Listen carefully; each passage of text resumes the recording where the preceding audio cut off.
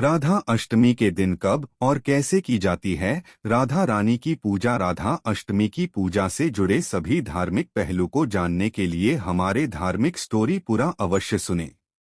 वैष्णव परंपरा से जुड़े लोगों को भाद्रपद मास के कृष्ण पक्ष की अष्टमी यानी श्री कृष्ण जन्माष्टमी के बाद भाद्रपद मास के शुक्ल पक्ष की अष्टमी का इंतजार पूरे साल रहता है, क्योंकि इसी दिन भगवान श्री कृष्ण की प्रिय सखी राधा रानी का प्राकट्य उत्सव मनाया जाता है।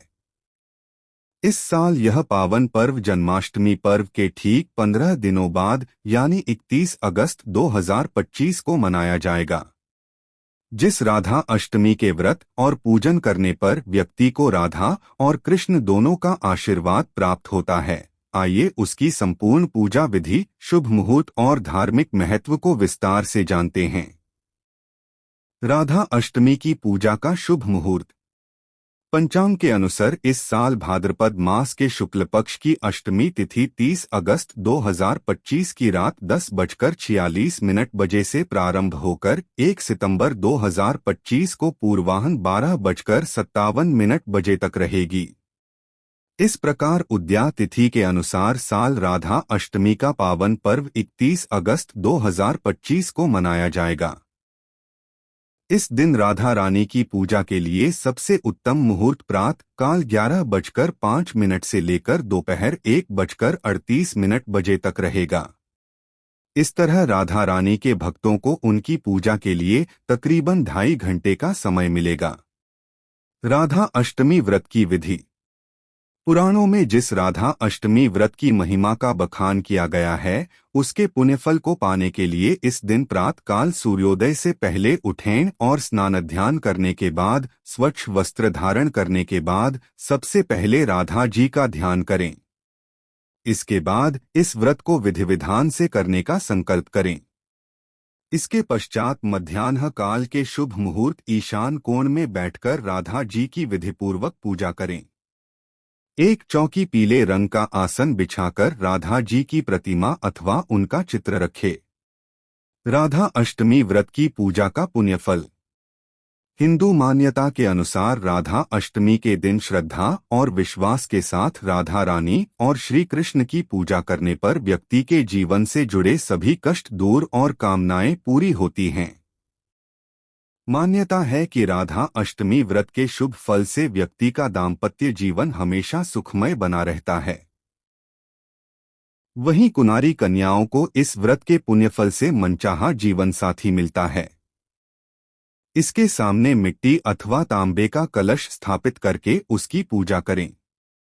इसके बाद राधा रानी की षोडशोपचार विधि से पूजा करें। यदि ऐसा न संभव हो तो आपके पास जो कुछ भी फल फूल, धूप, दीप, भोग आदि उपलब्ध हो उसे भक्तिभाव से राधा जी को अर्पित करके उनके स्तोत्र और चालीसा का पाठ करें। राधा रानी के साथ भगवान श्री कृष्ण की पूजा करना बिल्कुल भी न भूलें।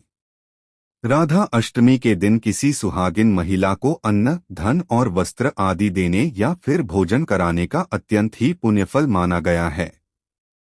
राधा अष्टमी व्रत की पूजा का पुण्यफल। हिंदू मान्यता के अनुसार राधा अष्टमी के दिन श्रद्धा और विश्वास के साथ राधा रानी और श्री कृष्ण की पूजा करने पर व्यक्ति के जीवन से जुड़े सभी कष्ट दूर और कामनाएं पूरी होती हैं। मान्यता है कि राधा अष्टमी व्रत के शुभ फल से व्यक्ति का दाम्पत्य जीवन हमेशा सुखमय बना रहता है। वहीं कुंवारी कन्याओं को इस व्रत के पुण्यफल से मनचाहा जीवन साथी मिलता है। राधा अष्टमी कथा। राधे कृष्ण मंत्र जपते आपने लोगों को देखा होगा। इस नाम जाप की महिमा निराली है। इस कारण त्रिदेव भी इनको भजते हैं।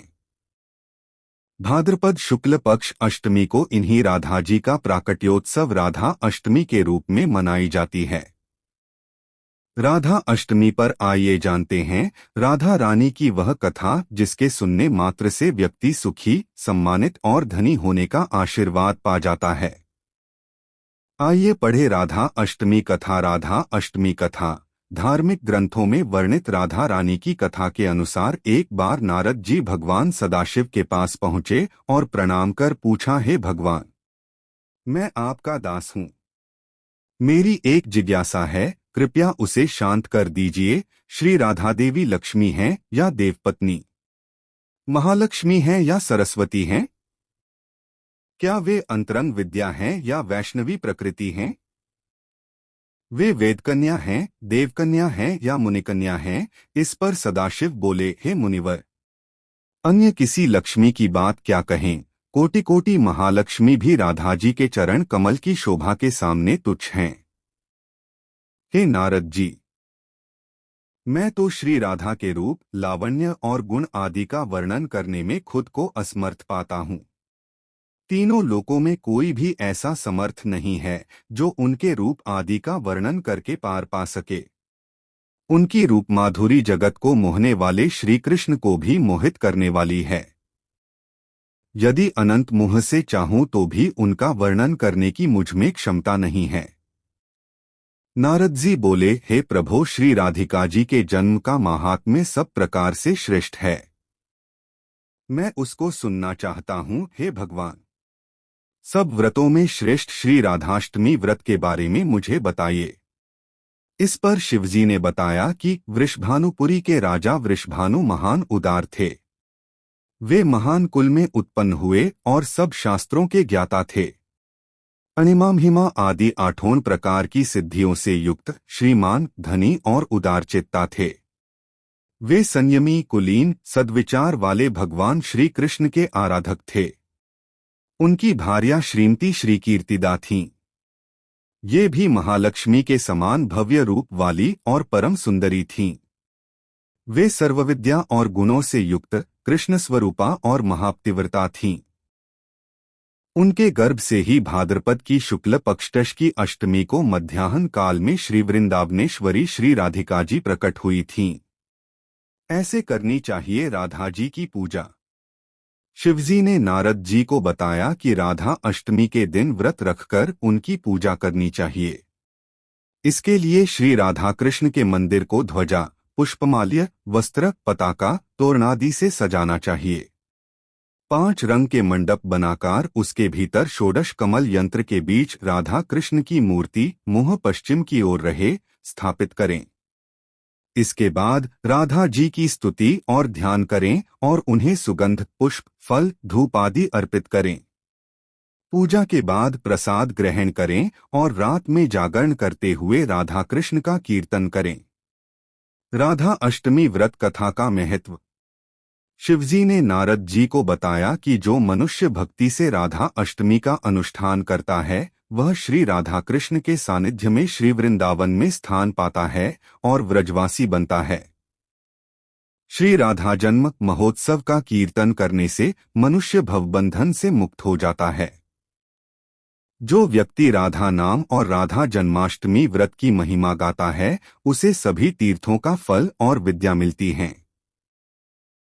शिवजी ने कहा कि जो व्यक्ति श्री राधिका जी को भजता है, उन्हें याद रखता है, उसे मैं भजता हूँ और उसे मेरी कृपा प्राप्ति होती है। राधा नाम स्मरण निष्फल नहीं होता। श्री राधा जी सर्वतीर्थमयी और ऐश्वर्यमयी हैं। श्री राधा भक्त के घर से कभी लक्ष्मी विमुख नहीं होती। जो राधा का ध्यान करते हैं उसके घर श्री राधा जी के साथ श्री कृष्ण भी वास करते हैं। यह सब सुनकर मुनिश्रेष्ठ नारद जी ने श्री राधाष्टमी में यजन पूजन किया। जो मनुष्य इस लोक में राधा जन्माष्टमी व्रत की यह कथा सुनता है वह सुखी, सम्मानित, धनी और सर्वगुण संपन्न हो जाता है। शिव जी के अनुसार जो व्यक्ति धर्म के लिए राधा मंत्र जपता है उसका मन धर्म में तल्लीन होता है। जो धन चाहता है उसे धन मिलता है और जो कामार्थी या मोक्षार्थी है उसे ये चीजें प्राप्त होती हैं। श्री राधा की भक्ति करने वाला इस संसार में हमेशा सुखमय जीवन व्यतीत करता है।